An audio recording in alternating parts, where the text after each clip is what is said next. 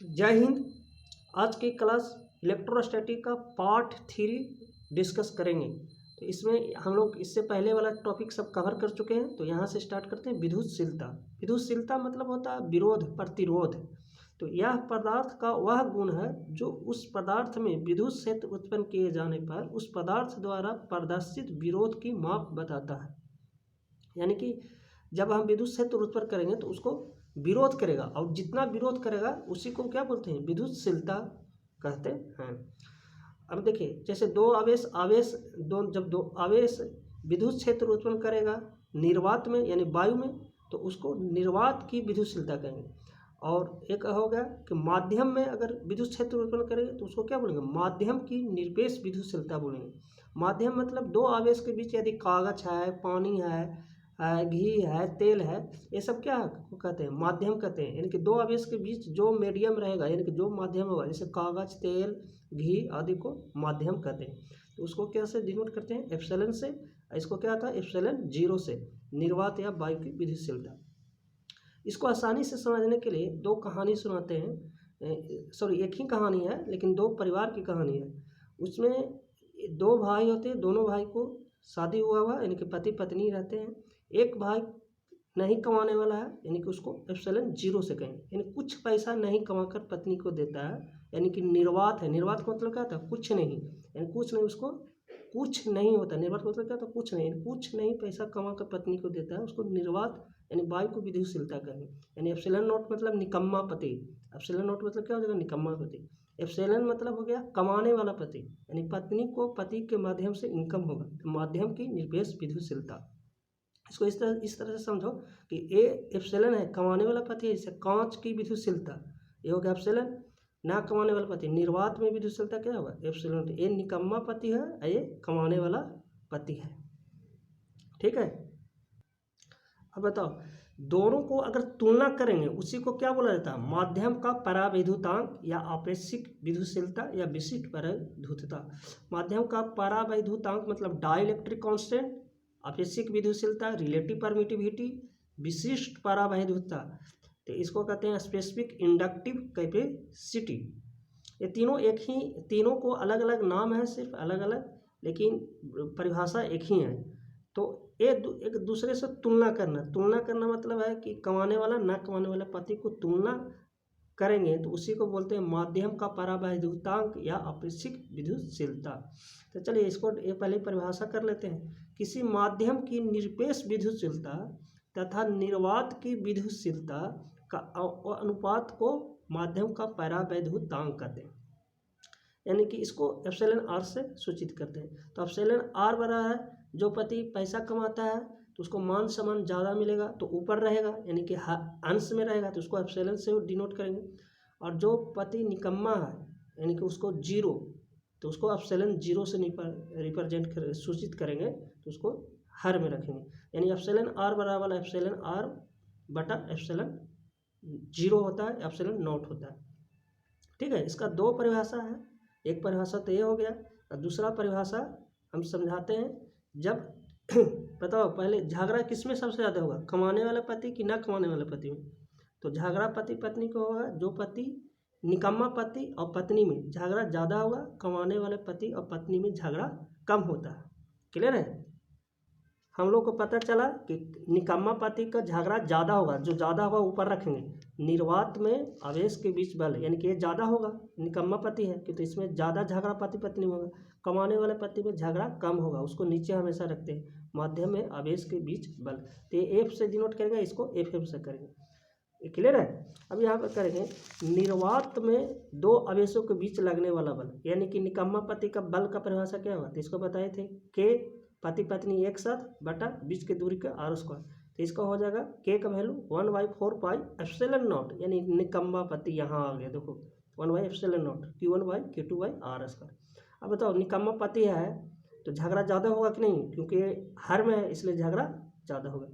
माध्यम में आवेश के बीच लगने वाला बल, अब ये माध्यम है, जैसे दोनों आवेश के बीच अगर कांच है, तेल है, तो उसके बीच जो लगने वाला बल है उसको भी कहेंगे के का वैल्यू कितना? 1/4 पाई एप्सिलॉन, यानी कि कमाने वाला पति एप्सिलॉन माध्यम की Q1 Q2 बाई क्या होगा आर स्क्वायर, पति पत्नी एक साथ बटा आर स्क्वायर। ये एप्सिलॉन का वैल्यू क्या हो जाएगा, एप्सिलॉन का वैल्यू हम लोग इसको यहाँ से निकालेंगे, यानी कि तुलना जब करेंगे तो उसी को परावैद्युतांक कहते हैं। तो एप्सिलॉन आर बराबर क्या होगा, कमाने वाला पति बता निकम्मा पति, तो ए होगा। तो अब बताइए निकम्मा सॉरी कमाने वाला पति यानी एप्सिलॉन आर का वैल्यू, ये दोनों को मल्टीप्लाई यानी गुना कर देंगे तो एप्सिलॉन नॉट हो जाएगा। अब इसका वैल्यू एप्सिलॉन आर का, एप्सिलॉन की जगह क्या पुट करेंगे, एप्सिलॉन नॉट उल्टा एप्सिलॉन। तो एक फार्मूला यूज करेंगे जब दो आवेश के बीच माध्यम हो, तब इस फार्मूला का यूज करेंगे। एक बार ध्यान में रखिएगा कि आपको जेईई और नीट के लिए प्रॉब्लम नहीं होगा फिजिक्स में, चाहे आप 12th का पढ़ते हैं या बोर्ड का पढ़ते हैं या कंपटीशन जैसे जेईई और नीट मेडिकल और डॉक्टर का प्रिपरेशन करते हैं यानी तैयारी करते हैं, तो आपको इस वीडियो के माध्यम से पूरा सिलेबस टाइम पर करवा दिया जाएगा और कोई प्रॉब्लम नहीं होगा, ज़िंदगी में कभी भी इस चैप्टर को भूल नहीं पाइएगा। क्लियर है। अब यहाँ देखो परावैद्युतांक कैसा हो जाएगा, विमाहीन राशि है, क्यों, क्योंकि एप्सिलॉन ऊपर है वही चीज़ नीचे है, तुलना जिसको भी करेगा उसको विमाहीन राशि करेंगे, तुलना कर रहे थे विमाहीन राशि है। परावैद्युतांक का मान यानी एप्सिलॉन आर का मान कहाँ होता है, एक से लेकर आपको इन्फानाइट यानी अनंत के बीच होता है। वायु में निर्वात में एप्सिलॉन आर का वैल्यू कितना होता है, एक होता है, याद रखिएगा। वायु में यानी कि निर्वात में एप्सिलॉन आर का वैल्यू कितना होता है, 1 होता है। और धातु के लिए एप्सिलॉन आर का मान कितना होता है, इन्फानाइट, ये अनंत होता है, ये याद रखिएगा कि धातु के लिए परावैद्युतांक का मान अनंत होता है यानी इन्फानाइट होता है। शुद्ध पानी के लिए कितना होता है, एप्सिलॉन आर का वैल्यू 80 होता है। शुद्ध पानी के लिए एप्सिलॉन आर का मान कितना होता है, 80 होता है। तो यहाँ तक आप लोग को कोई प्रॉब्लम नहीं होगा। अब कुछ न्यूमेरिकल है जिसको हम सोल्व करेंगे। अब न्यूमेरिकल बनाते हैं, न्यूमेरिकल पर ध्यान ज़्यादा दीजिएगा और न्यूमेरिकल में कोई प्रॉब्लम नहीं होगा, आपको थ्योरी में भी प्रॉब्लम नहीं होगा और न्यूमेरिकल में भी प्रॉब्लम नहीं होगा, ये मेरा पे विश्वास रखें। और न्यूमेरिकल आपको एग्जामिनेशन जैसे मेडिकल और इंजीनियरिंग का एग्जामिनेशन में ज़्यादा पूछा जाता है, जैसे नीट और जेईई में आपको न्यूमेरिकल ही ज़्यादा पूछा जाता है, तो न्यूमेरिकल भी करेंगे। इसके बाद हम न्यूमेरिकल करते हैं, ठीक है। यहाँ तक आप लोग को अगर कोई प्रॉब्लम है तो कमेंट बॉक्स में लिख सकते हैं। एक टर्म है जैसे कुचालक पदार्थ को क्या कहते हैं, कुचालक पदार्थ मतलब कांच, मोम, कागज, तेल आदि को परावैद्युत कहते हैं, डाइलेक्ट्रिक कहते हैं। यानी कुचालक पदार्थ को क्या कहेंगे, डाइलेक्ट्रिक यानी परावैद्युत। जैसे कांच, मोम, कागज, तेल, घी, ये सबको क्या कहेंगे, कुचालक पदार्थ कहते हैं। अब हम थोड़ा न्यूमेरिकल आपको साथ डिस्कस करते हैं। तो यहाँ पर देखा जाए आपके पास न्यूमेरिकल का सवाल देते हैं, आप लोग भी सोल्व करिएगा, ठीक है। तो न्यूमेरिकल शुरू करते हैं। पहला न्यूमेरिकल इस वीडियो से रिलेटेड, किसी परावैद्युत माध्यम का परावैद्युतांक कितना है, 6, यानी एप्सिलॉन आर का वैल्यू कितना दिया हुआ, ये तुलना करने वाला परावैद्युतांक मतलब तुलना करना, उसका वैल्यू कितना है, 6। इसकी निरपेक्ष विद्युतशीलता, निरपेक्ष विद्युतशीलता यानी माध्यम की निरपेक्ष विद्युतशीलता पूछ रहा है, यानी कमाने वाला पति का मान पूछ रहा है कितना होगा। तो यहाँ देखिए एप्सिलॉन आर का वैल्यू कितना होगा, 6, ये तो दिया हुआ है, गिवन है। और एप्सिलॉन आर बराबर हम लोग का पता फार्मूला पता है ना, कमाने वाला पति का ज़्यादा मान संबंध इसलिए ऊपर और ना कमाने वाला पति 0 यानी एप्सिलॉन 0 नीचे। अब बताइए एप्सिलॉन आर की जगह क्या हो जाएगा, epsilon 0 into epsilon r. Epsilon r का वैल्यू कितना होता है, 8.85 इंटू 10⁻12 इंटू एप्सिलॉन आर का वैल्यू जो दिया है उसे कितना है, 6। इसको मल्टीप्लाई करेंगे तो ये 53.10 10⁻12। एक चीज़ याद रखिएगा, एप्सिलॉन आर विमाहीन है तो इसको कोई राशि नहीं अंकित करेंगे। यहाँ तक क्लियर है आप लोग का। दूसरा प्रश्न देखते हैं न्यूमेरिकल का।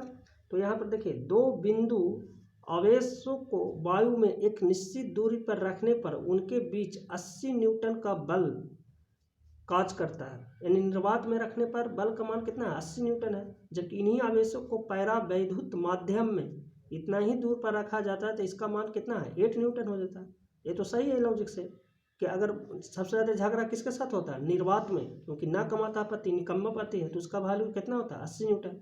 और जो कमाने वाला है उसका झगड़ा कम होगा तो उसका वैल्यू देखो 8 ही न्यूटन दिया। तो आपको पूछा है माध्यम का परावैद्युतांक बताइए। तो बताइए गिवन है फोर्स ऑफ निर्वात, इसका वैल्यू कितना दिया हो, उसको एफ से डिनोट करते हैं 80 न्यूटन। यानी कि निर्वात में आपके पास निर्वात में कितना हो गया, निर्वात में बल कितना होगा, सॉरी, निर्वात में बल का मान कितना है? 80 न्यूटन। ठीक है, एक गिवन है। चलिए, निकम्मा पति का मान इतना, झगड़ा का इतना मान हो गया। कमाने वाले पति के पास झगड़ा कम होगा, यानी कि माध्यम है तो FM से लिखेंगे। इसका वैल्यू कितना दिया? 8 न्यूटन। हमको पता है कि तुलना जब करते हैं तो बल जो ज़्यादा बल लगेगा यानी निर्वात वाला उसको ऊपर रखेंगे, और कमाने वाला को यानी कि झगड़ा कम पति पत्नी उसको नीचे रखेंगे। तो ऊपर आपको वैल्यू हो जाएगा 80 न्यूटन और नीचे वैल्यू हो जाएगा 8 न्यूटन। तो यहाँ पर कितना आंसर हो जाएगा? 10 आपको आंसर होगा। यानी परावैद्युतांक कितना हो जाएगा? माध्यम का 10। चलो, तो यहाँ तक आप सबका क्लियर है। आज का वीडियो हम इतना ही रखने देते हैं। अगला वीडियो में, अगला पार्ट में डिस्कस करेंगे। जय हिंद।